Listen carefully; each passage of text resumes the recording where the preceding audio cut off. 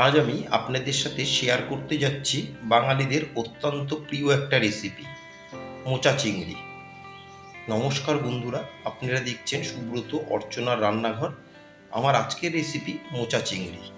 এটা নতুন কোনো রেসিপি নয়, বহু পুরনো দিনের একটা রেসিপি, প্রায় সকলেই বানাতে জানেন। তবে আমি কি করে বানিয়ে নিচ্ছি সেটাই আজ আমি আপনাদের সাথে শেয়ার করতে যাচ্ছি।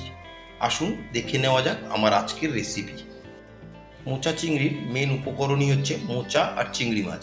আমি এখানে একটা মিডিয়াম সাইজের মালভোগ কলার মোচা নিয়েছি, আর নিচে কিছুটা পরিমাণে চিংড়ি মাছ। মোচাটা কিন্তু সবসময় মালভোগ কলা বা আটিয়া কলা নেওয়ার চেষ্টা করবেন, কাঁচা কলার মোচাটা ব্যবহার করবেন না। কাঁচা কলার মোচায় কিন্তু অনেক সময় একটু তিতকুটে ভাব থাকে। কাঁচা কলার মোচা ব্যবহার করলে পুরো রান্নাটাই কিন্তু তেতো হয়ে যাওয়ার সম্ভাবনা থাকে। সেই জন্য মোচা কেনার সময় একটু ছিঁড়ে একটু মুখে দিয়ে নিলেই বোঝা যাবে যে যদি তেতো ভাব থাকে তাহলে সেটা কাঁচা কলার মোচা। এখন আমি মোচাটাকে এভাবে ছাড়িয়ে নেব। কম বেশি আপনারা সকলেই মোচা ছাড়াতে জানেন।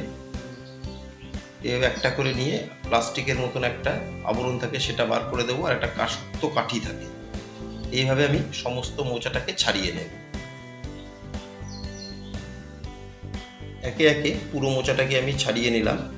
মোচার ভিতরে শক্ত একটা কাঠির মতন অংশ থাকে, সেটাকে বাদ দিয়ে দিতে হবে। আর একটা প্লাস্টিকের চামড়ার মতন ছোট একটা অংশ থাকে, সেটাকে আমি বাদ দিয়ে দিলাম। দিয়ে মোচাগুলোকে এবার আমি একদম ঝিরিঝিরি করে কেটে নিই।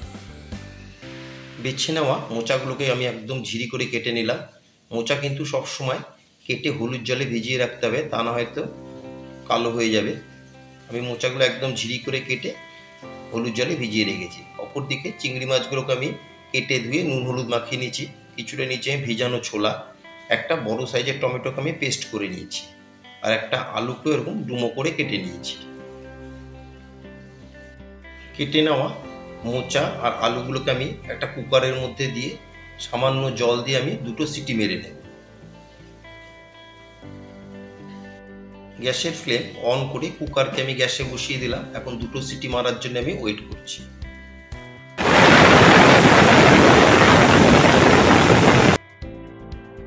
2টো সিটি মেরে মোচাটাকে আমি সিদ্ধ করে নিলাম। সেদ্ধ করে নেওয়া মোচাকে ঠান্ডা করে একটু হাত দিয়ে এখন আমি চটকে নিচ্ছি।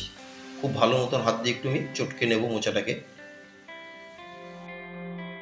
গ্যাসের ফ্লেম অন করে ওভেনে আমি একটা ফ্রাই প্যান বসিয়ে এতে দিয়ে দিচ্ছি পরিমাণ মতন সর্ষের তেল। আমি এখানে 4 থেকে 5 টেবিল চামচ দিয়ে দিলাম সর্ষের তেল।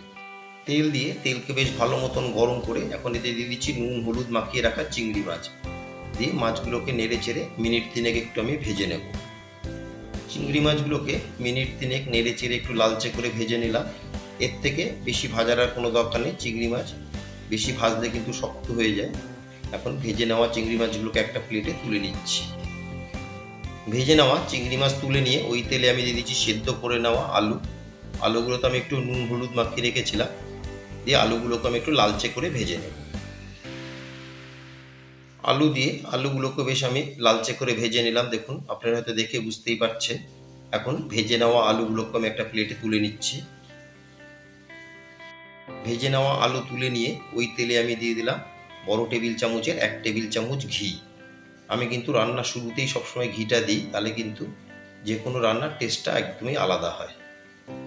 অনেকে আবার রান্নার শেষে নামানোর আগে ঘিটা ব্যবহার করে থাকে, কিন্তু ঘিটা যদি রান্নার শুরুতেই দেওয়া যায় তাহলে কিন্তু রান্নাতে খুব সুন্দর একটা টেস্ট হয়। তেল আর ঘিকে গরম করে ফোড়নে দিয়ে দিলাম আমি কিছুটা গোটা গরম মশলা, একটা তেজপাতা, একটা শুকনো লঙ্কা, আর 1/2 টেবিল চামচ দিয়ে দেবো সাদা জিরে। দিয়ে ফোড়নকে আমি 12 থেকে 15 সেকেন্ড ভালো মতন তেল আর ঘিয়ের সাথে ফ্রাই করে নেব, যতক্ষণ না পর্যন্ত ফোড়ন থেকে খুব সুন্দর একটা গন্ধ আসছে। দেখুন ফোড়নটা আমার রেডি হয়ে গেছে। এই সময় আমি দিয়ে দিলাম একটা বড় সাইজের টমেটোকে আমি পেস্ট করে নিয়েছিলাম, সেই টমেটোর পেস্ট দিয়ে টমেটোর পেস্টকে আমি কিছুক্ষণ কষিয়ে নেব। যতক্ষণ না পর্যন্ত টমেটোর কাঁচা গন্ধটা যাচ্ছে ততক্ষণ আমি টমেটোর পেস্টকে কষিয়ে নেব। টমেটোর পেস্টকে মিনিট 3 কষিয়ে নিয়ে এখন দিয়ে দিচ্ছি আমি বড় টেবিল চামচের 1 টেবিল চামচ আদা বাটা। দিয়ে আদা বাটাকেও ভালো মতন আমি টমেটোর সাথে মিশিয়ে নিয়ে আরও কিছুক্ষণ আমি কষিয়ে নেব।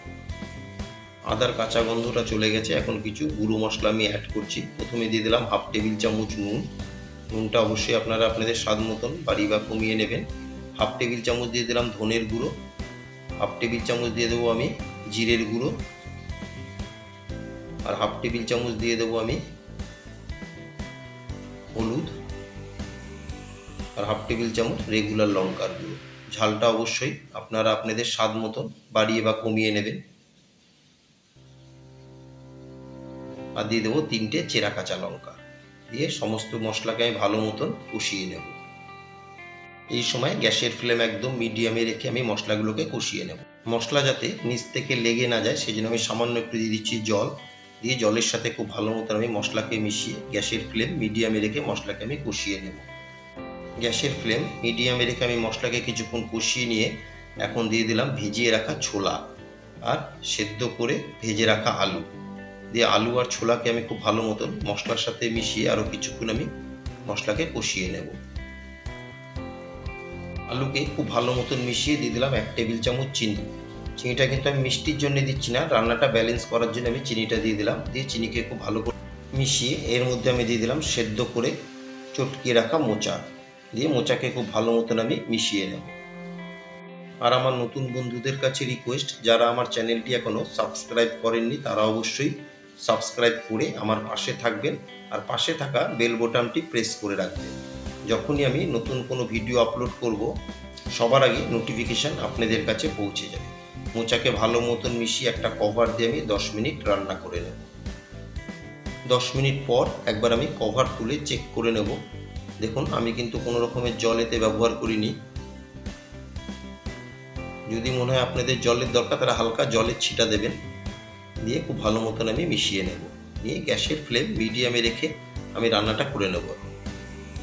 আমি একটা চামচ দিয়ে এখন আলুগুলোকে একটু ভেঙে দেব, ভেঙে মোচার সাথে মিশিয়ে নেব।